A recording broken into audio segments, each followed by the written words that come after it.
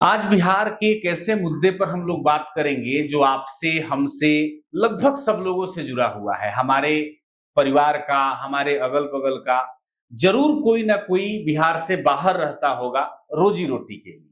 उसी को हम पलायन कहते हैं। कभी बिहार वह भूमि थी जहां नालंदा और विक्रमशिला जैसे विश्वविद्यालय ज्ञान की रोशनी बिखेर रहे थे। गंगा और कोसी की गोद में बसा यह प्रदेश काफी समृद्ध था, लेकिन 19वीं शताब्दी में ब्रिटिश औपनिवेशिक शासन ने इसकी नियति बदल दी। आप लोगों ने एक नाम सुना होगा, गिरमिटिया मजदूर। यह ब्रिटिश काल का एक शब्द है। इसको थोड़ा समझते हैं। यह शब्द उस दौर में आता था जब बिहार और पूर्वी उत्तर प्रदेश के गरीब किसान अंग्रेजों के साथ एग्रीमेंट करते थे और उसी एग्रीमेंट को स्थानीय भाषा में गिरमिट कहा जाता था और यहीं से यह निकल कर आया गिरमिटिया। इसी एग्रीमेंट के तहत विदेशी गन्ना बागानों में काम करने के लिए यहां के मजदूरों को भेजा जाता था। यह पलायन का पहला आधार था। यह कोई साधारण अनुबंध नहीं था।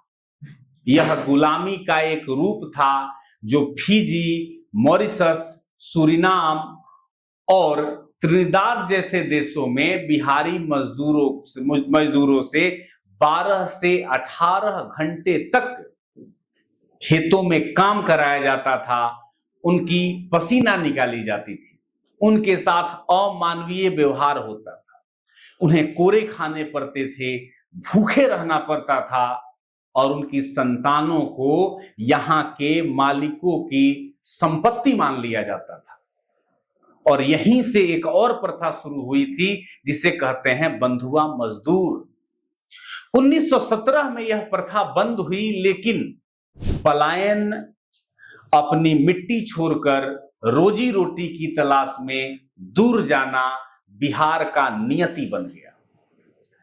अब लगा हम सबको कि भाई बिहार और ये पूरा देश आजाद हो रहा है, तो आजादी के बाद बिहार को एक नई दिशा मिलेगी, तरक्की मिलेगी। लेकिन यह उम्मीद आज 2025 में खत्म हो गया। जब औद्योगिक पतन हुआ यहां पर, तो यह शब्द उस दौर को दर्शाता है जब 1990 का दशक चल रहा था। बिहार में उद्योग को जानबूझकर कमजोर किया गया लालू के जंगल राज में। कारखाने बंद हुए, रोजगार के अवसर खत्म हुए और नतीजा क्या है आप देख रहे हैं। नतीजा 2001 से 2011 के बीच बिहार की 9% आबादी यानी कि 93 लाख लोग रोजगार की तलाश में दिल्ली, मुंबई और पंजाब के साथ साथ दक्षिण भारत की ओर पलायन किए। 2023 का भी एक डाटा आया जिससे कि नीतीश कुमार की भी सुशासन और पलायन रोकने वाली जो विचार थी, इसका भी पोल खुल गया। ई श्रम पोर्टल भारत सरकार का प्रवासी मजदूरों का डाटाबेस रखता है।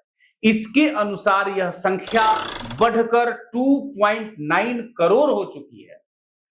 कुछ विशेषज्ञों का अनुमान है कि हर साल करीब 5 करोड़ लोग अस्थायी रोजगार के लिए बिहार से बाहर जाते हैं।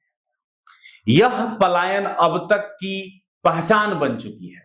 बिहार के मजदूर, जिन्हें प्रवासी मजदूर कहा जाता है, देश के हर कोने में फैले हैं। दिल्ली के निर्माण स्थलों पर जितने भी इंफ्रास्ट्रक्चर डेवलप हो रहे हैं, पंजाब के खेतों में, तमिलनाडु की फैक्ट्रियों में, गुजरात के औद्योगिक क्षेत्रों में, हर एक जगह आप इन्हें देख सकते हैं। लेकिन जहां ये जाते हैं, जिनके लिए काम करते हैं, अक्सर वहां पर इनके साथ भेदभाव और शोषण की नीति अपनाई जाती है। जैसे मानो कि भेदभाव और शोषण इनकी प्रतीक्षा कर रहा है, लेकिन यह अपने मनोबल को गिरवी रखकर, ईगो को गिरवी रखकर वहां पर जाते हैं। और इसके कई प्रमाण भी है। 2023 के तमिलनाडु के हमले की बात करें, तमिलनाडु में हिंदी भाषी मजदूरों पर हमले की खबर आई जो काफी सुर्खियां बटोरी।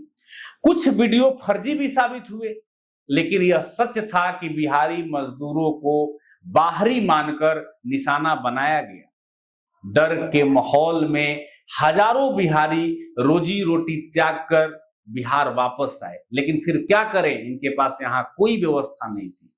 2024 में जम्मू कश्मीर में आतंकी हमला हुआ, ये भी आप जानते होंगे। गांदरबल में एक आतंकी हमले में 3 बिहारी मजदूर मारे गए। यह असुरक्षा का प्रतीक है जो प्रवासी मजदूरों के जीवन का हिस्सा है। बिहार सरकार ने 2 लाख रुपया भीख की तरह मुआवजे में धरा दिया, लेकिन क्या यह उस मां के आंसुओं की कीमत को चुका सकता है जिसने अपने बेटा को खोया है? अगर हम बिहार में बेरोजगारी को और ठीक से समझें तो बेरोजगारी के कारण ही पलायन होता है। तो बिहार में बेरोजगारी दर 19% से अधिक है, जो देश की सबसे ऊंची है। 2020 में जो कोविड का दौर चला, इसमें हम लोगों ने इस सारे चीजों को बैठकर खूब महसूस किया। लॉकडाउन में 17 लाख मजदूर पैदल, ट्रेनों से, बसों से कूच कर आंखों में आंसू लिए बिहार लौटे, लेकिन अस्थायी रोजगार के अभाव में उस आंसू को पोंछना पड़ा और फिर से पलायन करना पड़ा। मुख्यमंत्री नीतीश कुमार ने 2005 में पलायन रोकने का वादा किया था, लेकिन 2025 तक स्थिति जस की तस है। नई औद्योगिक नीति और इथेनॉल पॉलिसी कागजों पर लोगों का राह जो रहा है कि हम किसी दिन लागू होंगे और बिहार की जमीनी हकीकत बदलेगी, लेकिन अभी तक तो कोई बदलाव नहीं दिखा और ना ही हो रहा है। बिहार का पलायन केवल आर्थिक समस्या नहीं है, यह एक सामाजिक और भावनात्मक त्रासदी है। इसे समझना होगा और उन लोगों को समझना होगा जो खुद को कथाकथित इंटेलेक्चुअल मानते हैं। प्रवासी मजदूर न तो अपने गांव में सम्मानजनक रोजगार पाते हैं और ना बाहर इनकी सुरक्षा और सम्मान है। तमिलनाडु में भेदभाव, गुजरात की हिंसा, जम्मू कश्मीर में आतंकी हमला, हैदराबाद में असुरक्षित कारखाने में, ये सभी कहानियां होती हैं और बिहार के कहानियों में एक दुखद पन्ने की तरह समेट कर रह जाते हैं। सवाल यह है कि क्या बिहार कभी अपने बच्चों को घर में ही रोजगार और सम्मान दे पाएगा, या यह कहानी यूं ही चलती रहेगी? क्या हर बिहारी मजदूर की जिंदगी एक अनसुलझा दुख बना रहेगा? इस पर विचार जरूर कीजिएगा और आने वाले समय में इन सारे चीजों को ध्यान रखिएगा। एक बिहारी कितनी मानसिक त्रासदी से कहीं भी गुजरता है। ये मेरा भी दर्द है, आपका भी दर्द होगा, यह जनमानस का दर्द है।